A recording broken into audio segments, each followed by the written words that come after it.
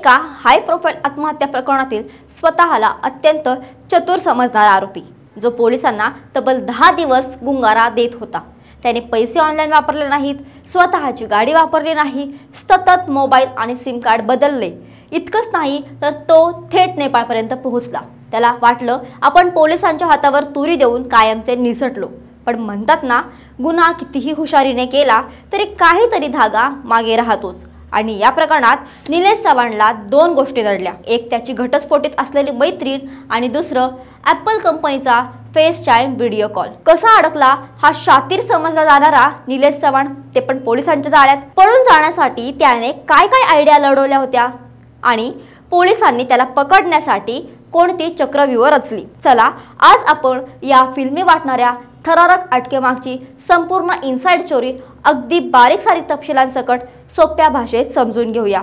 नमस्कार, मी मृदुला आणि तुम्ही पाहताय थोडक्यात। वैष्णवी हागवणे प्रकरणातील प्रत्येक अपडेट आम्ही तुमच्यापर्यंत पोहोचवण्याचा प्रयत्न करतोय। या प्रकरणात वैष्णवीला न्याय मिळायला हवा अशी आमची भूमिका आहे। तुमचीही तशीच भूमिका असेल तर आत्ताच व्हिडिओ खालील लाईकचं बटन दाबून तुमचा पाठिंबा द्या। आता वळूया आपल्या मुख्य विषयाकडे। पुण्यातील वैष्णवी हागवणे आत्महत्या प्रकरण। या प्रकरणाने संपूर्ण महाराष्ट्र हादरला होता। या प्रकरणात हगवणे कुटुंबांसोबत निलेश चव्हाण यालाही सह आरोपी करण्यात आलं होतं। त्याच्यावर वैष्णवीला आत्महत्येस प्रवृत्त केल्याचा आणि तिच्या 9 महिन्यांच्या बाळाची हेळसांड केल्याचा गंभीर आरोप आहे। गुन्हा दाखल झाल्यानंतर निलेश चव्हाण फरार झाला। पुणे पोलीस आणि पिंपरी चिंचवड पोलिसांची तब्बल 7 पथकं म्हणजे जवळपास 50 ते 60 पोलीस अधिकारी आणि कर्मचारी त्याचा शोध घेत होते। महाराष्ट्र आणि देशातील इतर राज्यांमध्येही त्याचा शोध सुरू होता, पण तो कोणाच्याच हाती लागत नव्हता। त्याने जणू काही पोलिसांना खुलं आव्हानच दिलं होतं। निलेश चव्हाणला वाटत होतं की तो खूप हुशार आहे आणि पोलिसांना सहज गुंगारा देऊ शकतो। त्यासाठी त्याने अत्यंत काळजीपूर्वक योजना आखली होती। पहिला महत्त्वाचा मुद्दा म्हणजे त्याने पुणे सोडताना लाखो रुपयांची रोकड सोबत ठेवली होती, कारण त्याला माहीत होतं की जर त्याने ऑनलाईन व्यवहार केले, डेबिट कार्ड किंवा क्रेडिट कार्ड वापरलं तर पोलीस त्याचं लोकेशन सहज ट्रेस करू शकतील, म्हणून तो फक्त रोख व्यवहार करत होता। दुसरा महत्त्वाचा मुद्दा म्हणजे मोबाईलचा वापर। त्याने स्वतःसोबत 4 ते 5 मोबाईल फोन आणि अनेक वेगवेगळे सिम कार्ड्स ठेवली होती। यातील काही मोबाईल आणि सिम कार्ड त्याने मित्रांकडून घेतली होती। तो प्रत्येक वेळी वेगवेगळ्या मोबाईलमध्ये वेगवेगळे सिम कार्ड टाकून वापरायचा, जेणेकरून त्याचं नेमकं लोकेशन कोणाला कळता कामा नये। तिसरा महत्त्वाचा मुद्दा म्हणजे नेपाळमध्ये डावपेच। नेपाळमध्ये पोहोचल्यावर त्याने तिथे एक स्वतंत्र स्थानिक सिम कार्ड खरेदी केलं आणि त्याचा वापर तो फक्त आणि फक्त इंटरनेट सेवेसाठी करत होता। कोणाशीही संपर्क साधण्यासाठी तो शक्यतो ऑनलाईन कॉलिंगचा म्हणजे व्हॉट्सअप कॉल किंवा इतर इंटरनेट बेस्ड कॉलिंग ॲप्सचा वापर करत होता। अटकपूर्व जामीन मिळवण्यासाठी तो काही वकिलांशीही याच ऑनलाईन कॉलिंगद्वारे संपर्कात होता।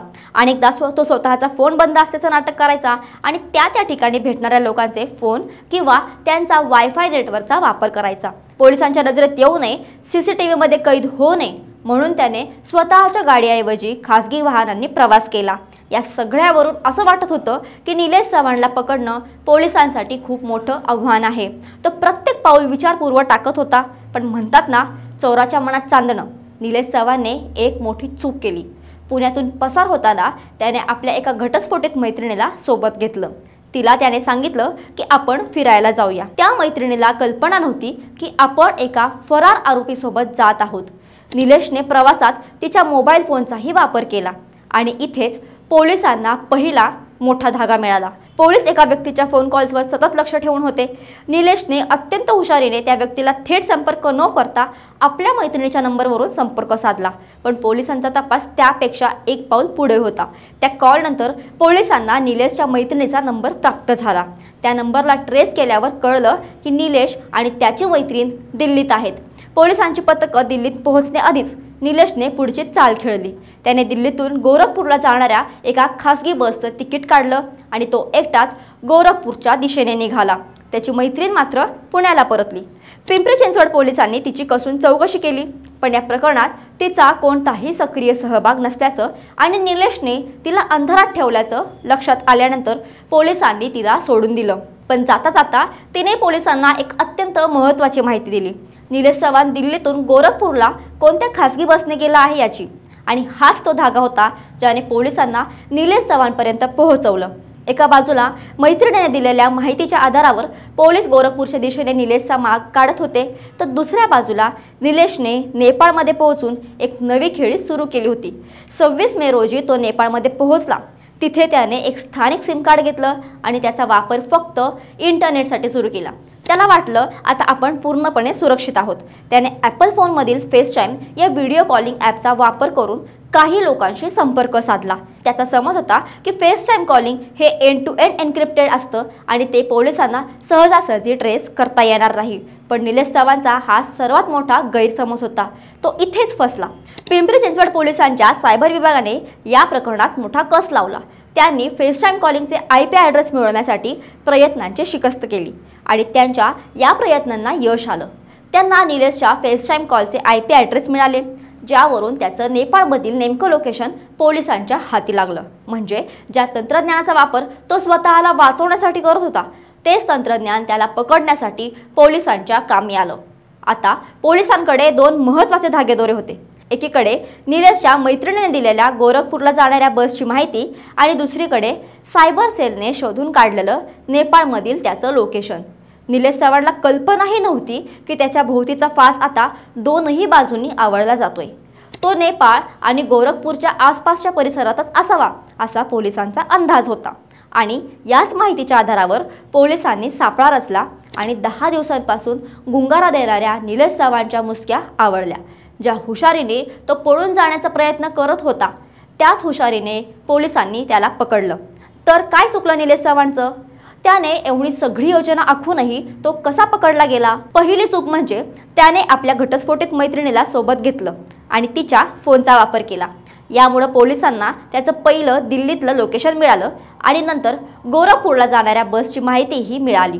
दुसरी मोठी चूक म्हणजे त्याने फेसटाईम कॉलिंगवर आवाजवी विश्वास ठेवला। त्याला वाटलं ते ट्रेस होणार नाही, पण सायबर पोलिसांनी तेही शोधून काढलं। त्याने रचलेला चक्रव्यूह त्याच्याच निष्काळजी चुकांमुळे बेदला गेला। या संपूर्ण प्रकरणात पुणे आणि पिंपरी चिंचवड पोलिसांच्या विविध पथकांनी, विशेषतः सायबर सेलच्या अधिकाऱ्यांनी दाखवलेली चिकाटी आणि वापरलेलं तंत्रज्ञान कौतुकास्पद आहे।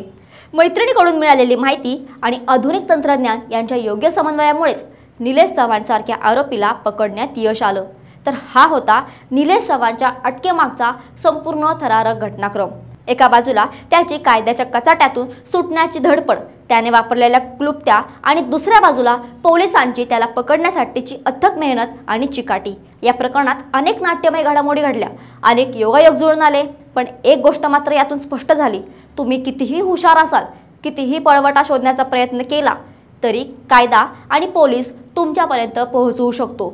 फक्त कधी कधी वेळ आणि योग्य माहितीचा प्रश्न असतो। आता निलेश चव्हाण पोलिसांच्या ताब्यात आहे। त्याच्याकडून आणखी काय धक्कादायक माहिती बाहेर येते? वैष्णवी हगवणे आत्महत्या प्रकरणातील इतर आरोपींशी त्याचे नेमके काय संबंध होते आणि या संपूर्ण प्रकरणाला या अटकेमुळे काय नवी दिशा मिळते हे पाहणं अत्यंत महत्त्वाचं ठरणार आहे। पण या हाय प्रोफाइल्सने एक गोष्ट मात्र पुन्हा एकदा सिद्ध केली आहे, सत्य कधी ना कधी कोणत्या ना कोणत्या मार्गाने समोर येतच आणि गुन्हेगाराला कायद्याच्या चौकटीत उभं केलंच जातं। तुमचं या संपूर्ण प्रकरणाबद्दल काय मत आहे? निलेश चव्हाणच्या अटकेने वैष्णवीला न्याय मिळण्याच्या दिशेने एक महत्त्वाचं पाऊल पडलं आहे असं तुम्हाला वाटतं का? कमेंट बॉक्समध्ये तुमचे विचार नक्की मांडा आणि अशाच महत्त्वाच्या व्हिडिओसाठी थोडक्यातला फॉलो आणि सबस्क्राईब करायला विसरू नका।